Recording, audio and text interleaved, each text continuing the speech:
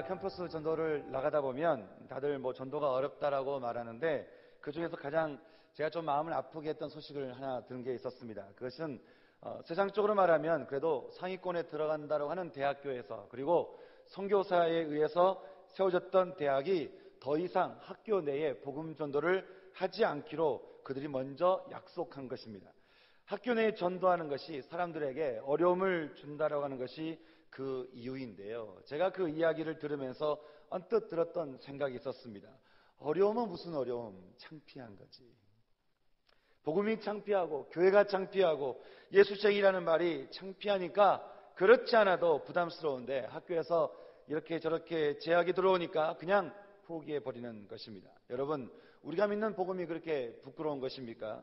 복음이란 무엇입니까? 로마서 1장 16절에서 주님께서 말씀하시기를 나는 복음을 부끄러워 아니하노니 이 복음은 모든 믿는 자에게 구원을 주시는 하나님의 능력이라고 말하고 있습니다. 복음이란 예수를 믿는 모든 자에게 구원을 주시는 하나님의 능력이라고 하는 것입니다. 그 능력은 우리가 교회 안에서만 주어지는 것이 아니라고 하는 것이죠. 그래서 구원이란 우리 삶의 모든 영역에 대한 이야기가 바로 구원이라고 하는 것입니다. 힘들 때나 또 힘에 버거울 때나 괴로울 때나 기쁠 때나 슬플 때나 또 여러 가지 어려운 가운데 있다 할지라도 모든 상황 속에서 주님의 구원이 우리 삶 가운데 개입한다라고 하는 것입니다. 이게 마치 이런 것과 같습니다. 가뭄에 타들어가는 논밭에 댐에 있는 물이 문을 연과 동시에 그 갈라진 땅 가운데로 물이 쏟아져 내린 것과 같다라고 하는 것입니다. 그래서 죽음의 땅 가운데서 생명이 흘러가는 것이죠. 마르지 않는 땅, 그래서 생명력이 숨쉬는 땅, 뿌리가 깊어지고 열매를 맺어가는 인생, 저는 그 인생이 저와 여러분 인생 되기를 진심으로 소망합니다. 그러려면 우리가 먼저 필요한 것이 한 가지가 있습니다. 그것은 바로 신앙이 분명해야 된다고 하는 것입니다. 여러분, 마음으로는 하나님을 믿고 싶은데 내 행동과 내 삶이 하나님을 따르는 것이 아니라 세상을 따르고 세상과 타협하고 세상과 적당하게 그렇게 살아간다 한다면 그럼 어떻게 해야 되겠습니까? 언젠가 어떤 영화를 보는데요, 군사 독재에서 살아가는 한 그 가정이 물을 기르기 위해서 오랜 시간 동안 그렇게 정부군이 물을 주는 곳으로 가는 것이에요. 영화 장면을 보니까 그 가정이 물을 기르러 가는 그 땅이, 그 중간에 그 땅이 얼마나 메말라 있는지 뜨거운 태양 밑에서 땅이 아주 쩍쩍쩍 갈라져 있는 것이에요. 그런데 거기서 재미있는 장면이 한 가지 있었습니다. 그것은 바로 그들이 물을 뜨러 간 곳이, 정부군이 물을 주는 곳이 다름이 아니라 저수지인 거예요. 다시 말하면 지금 정부군이 저수지의 수문을 열어주지 않으면서 사람들에게 돈을 받고 그 물을 파는 것입니다. 그 저수지 바로 밑에서, 그리고 그 물이 가득한 곳 바로 그 밑에서 사람들이 그 쩍쩍쩍 갈라져 있는 그 땅을 걸어서 물을 기르러 오는 그 장면을 보면서 전혀 그런 마음이 드는 것이에요. 우리 신앙이 마치 이런 것과 같지 않을까라고 하는 것입니다. 분명 우리 앞에 저수지가 있어요. 분명히 우리가 예수를 믿게 되면 예수의 생명의 물이 우리 앞에 있다라고 하는 것이에요. 주님이 구원을 주신 모든 인생에 공통점이 있다고 한다면 그것은 인생의 저수지를 발견하는 것입니다. 그토록 사람들이 찾고 싶었고 마시고 싶었던 생명의 물을, 우리가 예수를 믿음과 동시에 우리는 그 물을 찾게 된다고 하는 것이죠. 그리고 처음에는 이 물을 마시면서 정말 생명이라는 게 이런 거구나, 예수 믿는 게 이런 거구나 라고 하는 것을 우리가 경험하게 된다고 하는 것이에요. 그렇게 우리에게는 내 인생의 모든 영역들을 회복시키는 하나님의 능력되는 그 생명의 샘물이 우리 앞에 놓여지게 되었다라고 하는 것입니다. 그런데 안타까운 것이 있어요. 이 물을 모든 그리스도인이 다 마시느냐? 그건 아닌 것 같아요. 분명히 생명의 물이 있어요. 저수지가 있어요. 그냥 한두 방울이 물이 아니라 저수지가 있어요. 그런데 그 물을 그리스도인들이 마시느냐? 그것은 아닌 것 같은 거예요.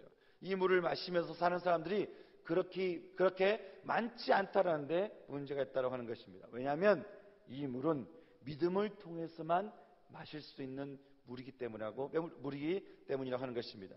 적더라도 내가 믿음이 있다고 한다면 그 믿음으로 인해서 생명의 물줄기가 터지는 것이에요. 그래서 우리 영혼으로 들어오는 것이죠. 그래서 내가 힘들 때나 어려울 때나 괴로울 때나 외로울 때나 내가 그 순간에 살아계신 하나님을 믿는다면 그 믿음 때문에 생명의 샘물은 터져서 내 안에 생명이 들어와서 외로움을 없애주고 괴로움을 덜어주고 고통을 덜어주는 그런 은혜를 우리가 경험하게 된다고 하는 것입니다. 여러분 어떠십니까? 여러분이 예수를 믿고 땅한다면 그 예수 믿고 구원의 능력이 여러분의 삶 전체 가운데 들어와 있습니까? 아니면 아주 일부분만 들어와 있습니까? 혹시 내 안에 있는 어떤 무엇 때문에 내가 예수를 온전히 받아들이지 못하는 그런 안타까움이 혹시 여러분 가운데 있지는 않습니까? 그래서 내 안에 있는 어떤 알량한 자존심과 그리고 상처 입은 자존감과 이해되지 않는 어떤 아픔과 그리고 내가 그동안 읽어놓은 내 인생 또 내일을 위해서 지금까지 달려왔던 내 인생 이 모든 것을 내가 다 이 모든 것을 내려놓지 못한 채 하나님을 말로만 믿으면서 생명의 물은 내 안에 들어오지 못하는 혹시 그런 신앙생활을 하고 있지는 않습니까? 저는 오늘 여러분의 심령 가운데 성령의 물결이 터져서 여러분의 모든 영역 가운데로 흘러 들어가는 축복이 있기를 진심으로 소망합니다. 그러려면 우리에게 먼저 필요한 게 있어요. 그것은 바로 신앙이 분명해야 된다고 하는 것입니다. 하나님을 믿는 것이 내 행동과 내 삶이 세상을 따르지 않고 세상과 타협하지 않고 세상과 적당히 살아서는 안 된다고 하는 것이에요. 하나님을 믿되 분명히 신뢰함으로 믿어야 된다라고 하는 것입니다. 어떤 사람이 그렇게 말하죠. 어떻게 하나님을 신뢰합니까? 어떻게 이 상황에서 하나님을 신뢰합니까?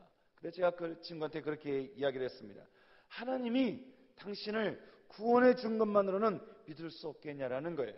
하나님이 생명을 주었잖냐는 이것이죠. 생명을 우리가 받았기 때문에 생명을 받은 우리가 저도 살아났잖아요. 구원받았잖아요. 그렇다면 우리가 그것만으로도 하나님을 신뢰할 수 있는 거 아니겠냐라고 하는 것입니다.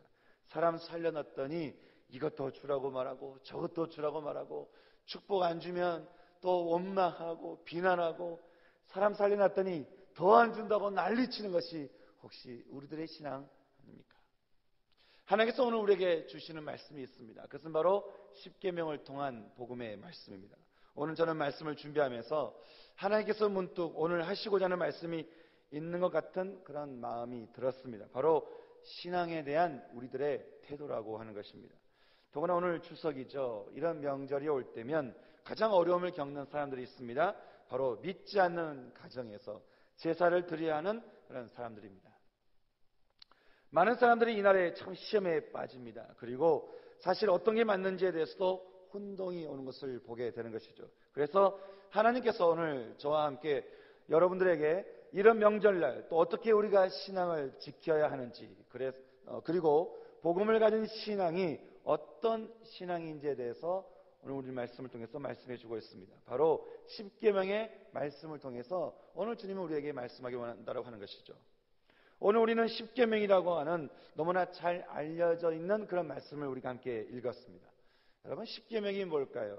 십계명은 이집트를 벗어난 이스라엘 백성들이 이제 이전의 생활에서 벗어나서 어떻게 하면 하나님의 사람으로 하나님의 백성으로 살아갈 수 있는지 새로운 삶의 원칙들에 대한 하나님의 말씀이라고 하는 것입니다. 십계명은 두 가지로 나눠볼 수 있죠. 그것은 바로 하나님의 사랑, 이웃 사랑이라고 하는 것입니다. 제1계명부터 4계명까지는 하나님을 향한 사랑에 대해서 말씀하고 있고요. 그리고 5계명부터 10계명까지는 인간을 향한 사랑에 대해서 말씀해 주고 있습니다. 이 10계명에 대해서도 우리 주님은 마태복음 22장 36절부터 40절에서 두 가지로 정리해 주고 있는데요. 바로 말씀하시기를 마음을 다하고 목숨을 다하고 뜻을 다하여 주 너의 하나님을 사랑하라 라고 하는 것이고, 둘째는 내 이웃을 내 몸과 같이 사랑하라고 주님께서 정리해 주고 있습니다. 그래서 십계명을 통한 하나님의 말씀이 우리 삶 가운데 하시는 그 말씀 무엇입니까? 그것은 하나님을 사랑하고 바로 이웃을 이렇게 사랑하라 라고 주님께서 말씀하고 있다고 하는 것입니다.